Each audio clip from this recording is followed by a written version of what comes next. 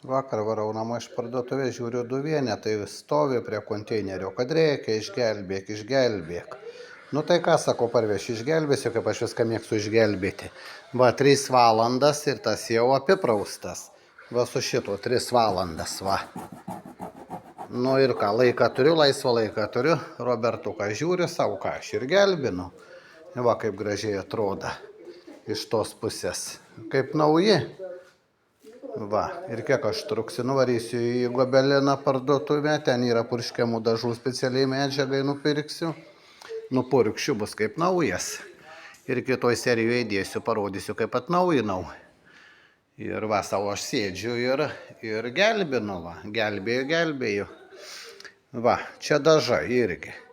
O jeigu nepavyks man gražiai, tai aš pasiūsiu, mašiną turiu, pasiūsiu Gobeliną ir užmausiu gražiai.